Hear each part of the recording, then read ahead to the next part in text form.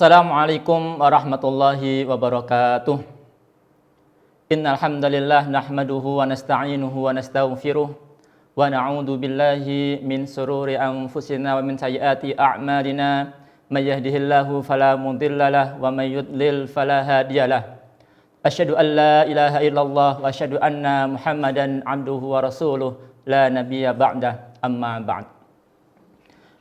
Puji syukur kita kepada Allah Subhanahu wa taala, sampai detik ini kita masih diberikan limpahan kenikmatan sehingga kita bisa melaksanakan kewajiban-kewajiban kita dan melaksanakan amalan-amalan sunnah di bulan Ramadan, bulan yang penuh keberkahan ini.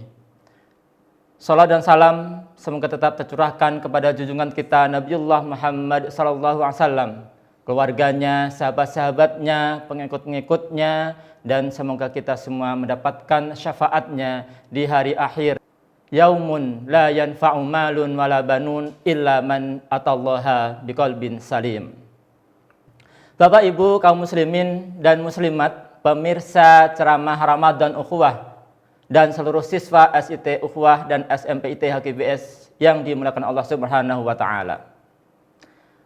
Alhamdulillah, Allah Subhanahu wa taala mengabulkan doa-doa kita. Doa yang telah kita panjatkan ketika memasuki bulan Rajab. Allahumma barik lana fi Rajaba wa Sya'bana wa balighna Ramadan. Allah telah menyampaikan kita di bulan yang penuh keberkahan ini. Bahkan kita sudah berada di sepertiga bulan Ramadan. Dalam satu hadis dijelaskan bahwa hari-hari pada bulan Ramadan dibagi menjadi 3. Awaluhu rahmah, wa awsatuhu maghfirah, wa akhiruhu itqun minan nar. Bahwa awal bulan Ramadan adalah rahmat.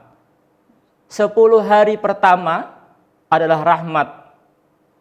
Dan pertengahannya 10 hari kedua adalah ampunan. Sedangkan akhirnya 10 hari terakhir adalah terbebas dari neraka.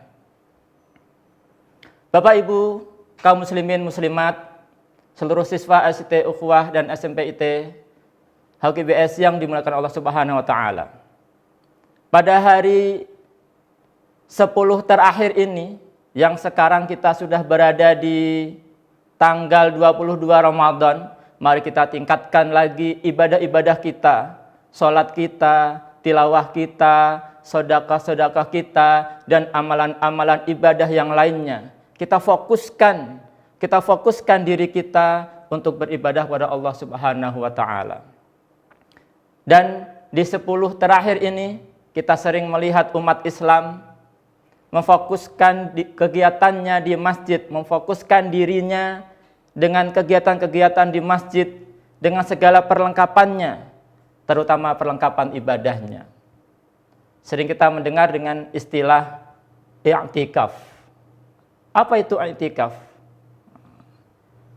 I'tikaf diartikan al-habsu, yaitu mengurung diri atau menetap di suatu tempat. Diartikan juga al-muqsu fi makanin khairan kana aw syarran. Pengertian i'tikaf secara bahasa adalah menetap di suatu tempat, apakah tempat itu baik ataupun buruk. Kalau menetap di satu tempat, apakah tempatnya baik ataupun buruk, itu dinamakan i'tikaf secara bahasa. Contoh, kalau ada seseorang berada di angkringan, sedang nonton bareng mungkin, sedang makan-makan bersama, terus ada kawannya yang nelpon, "Kamu lagi di mana?" "Lagi i'tikaf." "Kok rame itu?" "Iya, di angkringan." Nah, itu namanya juga i'tikaf. Secara bahasa. Contoh lain, ada mbak-mbak, mungkin ibu-ibu juga, lagi di mall belanja, pilih-pilih baju untuk lebaran. Terus ada kawannya nelpon, "Bu, lagi di mana, Bu?" "Lagi i'tikaf." "Kok rame di situ suaranya?" "Iya, di mall." Nah, itu juga i'tikaf, tapi secara bahasa. Karena tadi pengertian i'tikaf al-muqsu fi makanin khairan kana aw syarron. Nah, pengertian i'tikaf secara bahasa adalah menetap di suatu tempat, apakah tempat itu baik ataupun buruk. Diartikan juga i'tikaf berasal dari kata akafa yang berarti fokus terhadap sesuatu. Yang saking fokusnya sulit untuk dipalingkan. Contoh ketika seorang anak sedang nonton kartun, ketika dipanggil itu tidak menoleh, ketika dicolek atau ditepuk dia pun tidak menengok. Mungkin begitu juga dengan ibu-ibu atau mbak-mbak yang lagi nonton drakornya. Nah, ketika dipanggil itu saking fokusnya dengan yang ditonton tadi, saking fokusnya dengan yang dilihat tadi, itu ketika dipanggil itu tidak menoleh, ditepuk pun tidak menengok. Nah, itu arti dari i'tikaf secara bahasa, artinya fokus.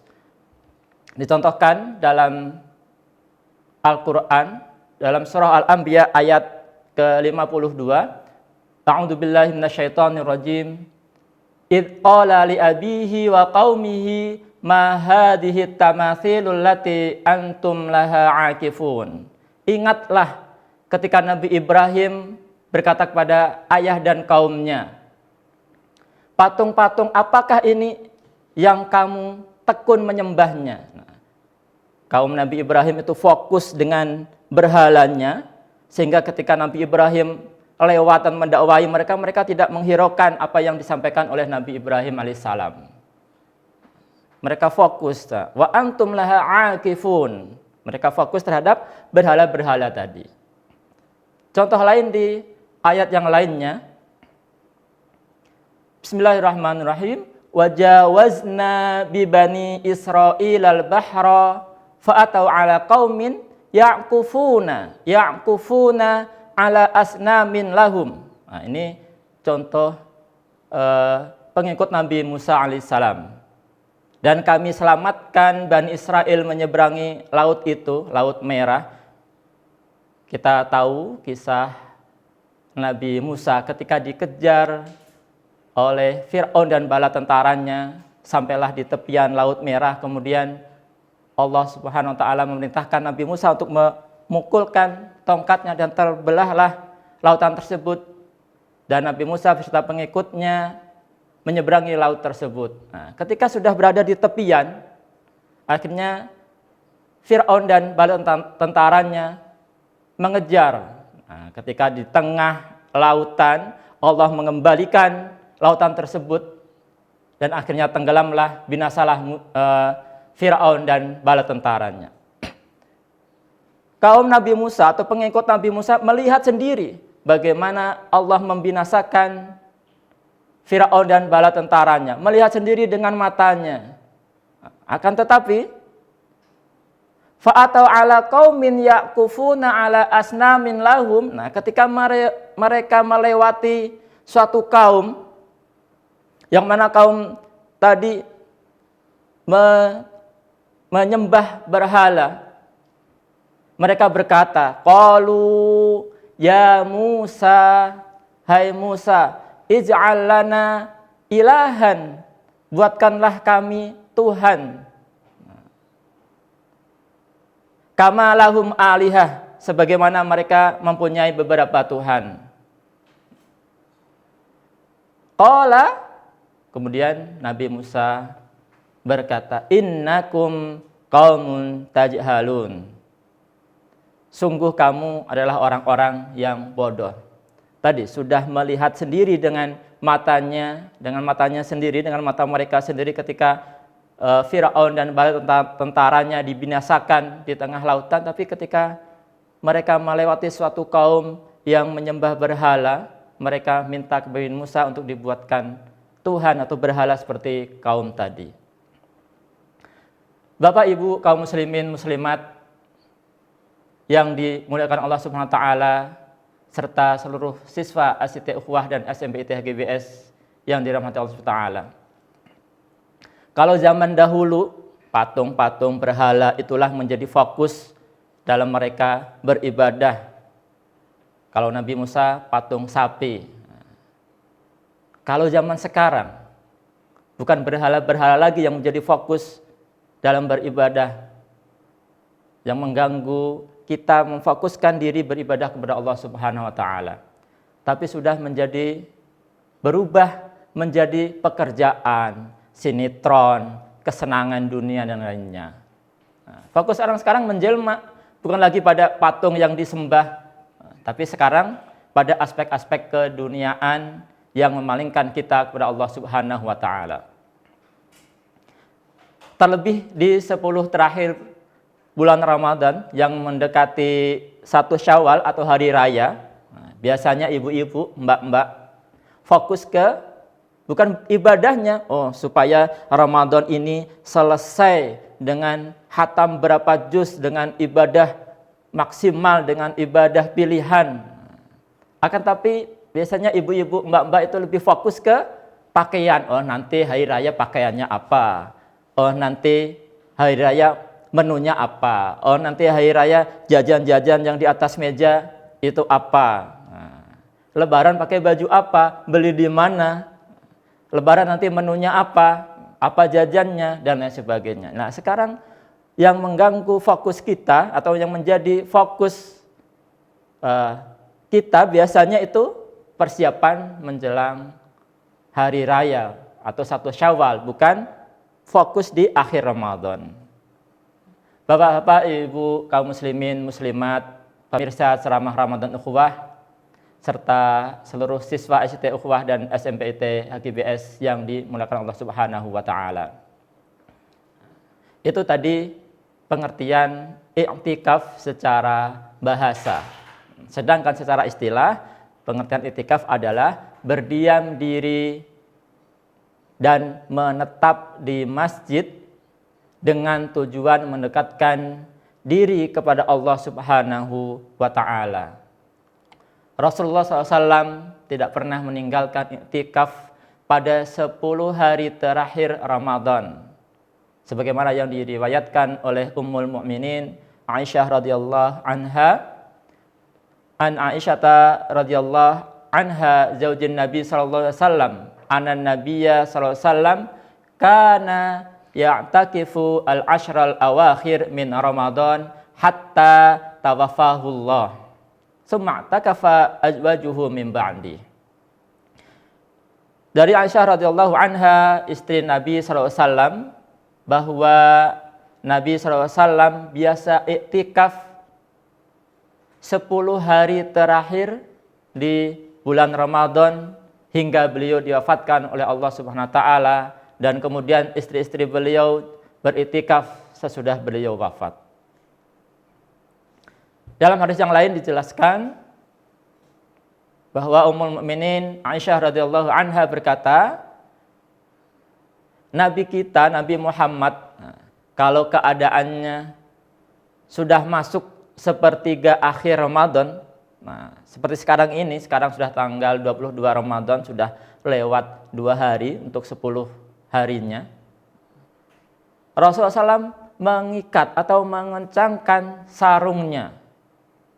Dari takwil atau penjelasan para ulama, mengencangkan sarungnya artinya mengurangi makan, mengurangi tidur, dan tidak mendekat pada istrinya. Fokus beribadah supaya hari-hari terakhir di bulan Ramadan ini digunakan untuk beribadah dengan maksimal. Saking fokusnya dalam beribadah, tidak ingin waktunya sia-sia membenahi hal-hal yang remeh-temeh atau yang tidak perlu menjadi perhatian, termasuk membetulkan sarung yang melorot. Terlalu remeh mengganggu fokus ibadah, sehingga lebih baik diikat dengan kencang. Itu penjelasan dari mengencangkan sarung. Dalam satu ayat dijelaskan, wala tubashiruhunna wa antum aakifuna fil masajid. Dan janganlah kalian mencampuri mereka, istri, maksudnya jangan mencampuri istri kalian dalam kondisi kalian sedang melakukan iktikaf di masjid. Quran surah Al-Baqarah ayat 187. Iktikaf hukumnya sunnah mustahabbah. Sunnah yang dicintai Allah Subhanahu wa taala. Dan yang sunnah ini tadi hukum iktikaf itu sunnah mustahabbah yang dicintai Allah Subhanahu wa taala. Tapi yang sunnah ini bisa berubah hukumnya menjadi wajib. Suatu kewajiban yang harus dilakukan. Yang sunnah bisa menjadi wajib yang harus dilakukan jika seseorang bernazar atau mempunyai nazar. Misal, ada siswa kelas 12 tahun ini ada pengumuman SNMPTN, dinyatakan lulus. Nah, sebelumnya bernazar, kalau aku lulus SNMPTN di kedokteran ULM, aku akan iktikaf di Masjid Al-Hikmah selama 10 hari terakhir. Maka itu harus dilakukan 10 hari terakhir iktikaf di Masjid Al-Hikmah. Contoh lain, ada seorang yang sakit, mungkin sudah menaun sakitnya, terus bernazar, kalau aku sembuh dari sakit ini, aku akan iktikaf di masjid selama 3 hari. Maka yang 3 hari tadi, iktikaf 3 hari tadi, wajib dilakukan. Nah, tadi hukumnya sunnah, mustahabbah, akan tetapi kalau ada nazar untuk melakukannya, maka menjadi wajib dilakukan. Rasulullah SAW bersabda, "Man nazara ayyuti' Allah fal yuti'hu." Barang siapa yang bernazar akan melakukan suatu kebaikan,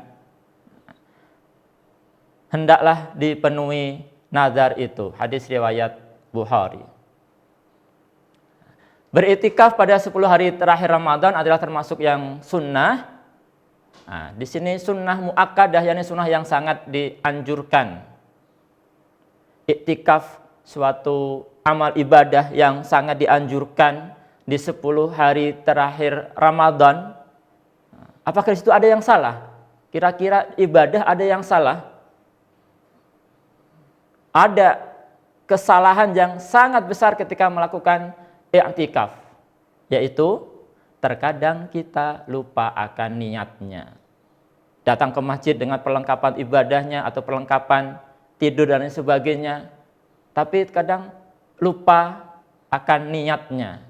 Padahal jelas innamal a'malu binniyat. Sungguhnya setiap amal itu tergantung dengan niatnya. Sudah i'tikaf 10 hari terakhir bulan Ramadan, tapi di awal itu lupa akan niatnya, hanya langsung datang ke masjid dengan segala perlengkapannya. Dan ketika terakhir mau pulang takbiran, mungkin setelah berbuka hari terakhir 30 Ramadan atau 29 Ramadan, baru ingat, semalam belum niat iktikafnya. Itu yang salah. Maka ketika kita melakukan suatu amalan ibadah apapun, kebaikan apapun itu, sekecil apapun itu, maka jangan lupa untuk kita niatkan karena Allah Subhanahu wa taala. Karena itulah yang akan membedakan kalau iktikaf, apakah iktikaf tadi sunnah atau iktikaf wajib yang nadar tadi. Meskipun sama-sama berada di masjid. Bagaimana niatnya? Lafal niat, nawaitul i'tikafa sunnatan lillahi ta'ala. Aku berniat iktikaf sunnah karena Allah Ta'ala. Itu kalau yang iktikaf yang 10 terakhir Ramadan tadi yang bukan karena nazar. Kalau nazar, berarti menjadi wajib. Nawaitul i'tikafa fardun lillahi ta'ala. Aku berniat iktikaf fardu karena Allah Ta'ala. Wajib karena Allah Ta'ala. Karena sudah bernadar untuk melakukan iktikaf tadi. Menjadi suatu kewajiban. Bapak Ibu kaum muslimin muslimat, pemirsa ceramah Ramadan Ukhuwah, seluruh siswa SCT Ukhuwah dan SMBT HGBS yang dirahmati Allah Subhanahu wa taala. Selanjutnya adalah keutamaan iktikaf. Di awal tadi jelaskan bahwa Rasulullah SAW tidak meninggalkan iktikaf di 10 hari terakhir pada bulan Ramadan. Tentunya di sini ada keutamaan. Keutamaannya apa sehingga Rasulullah SAW dan para sahabat dan istri-istrinya itu melakukan iktikaf di 10 hari terakhir bulan Ramadan. Di antara keutamaan iktikaf, yang pertama, setiap saat mendapatkan pahala. Tujuannya di masjid dalam rangka mendekatkan diri kepada Allah Subhanahu wa taala, saat terjaga mengisi waktunya dengan sholat, tilawah, zikir, berdoa, bermunajat, tadabbur, tafakur, atau mengikuti kajian-kajian yang berada di masjid. Nah, tentunya di sini semuanya bernilai pahala. Bahkan dalam kondisi tidur pun orang yang beriktikaf mendapatkan pahala yang besarnya tidak bisa didapatkan oleh orang yang tidur di rumahnya. Sebab tidurnya itu termasuk rangkaian dari iktikaf itu sendiri. Bapak Ibu kaum muslimin muslimat dan seluruh siswa SIT Ukhuwah dan SMPIT Hidayatul Quran yang dirahmati Allah Subhanahu wa taala. Keutamaan iktikaf yang kedua, sunnah Rasulullah SAW. Iktikaf pada 10 hari terakhir Ramadan adalah sunnah Rasulullah SAW. Beliau tidak pernah meninggalkan, bahkan di Ramadan terakhir sebelum beliau wafat, Rasulullah SAW beriktikaf selama 20 hari. Demikian pula istri beliau dan para sahabat, mereka beriktikaf 10 hari terakhir Ramadan.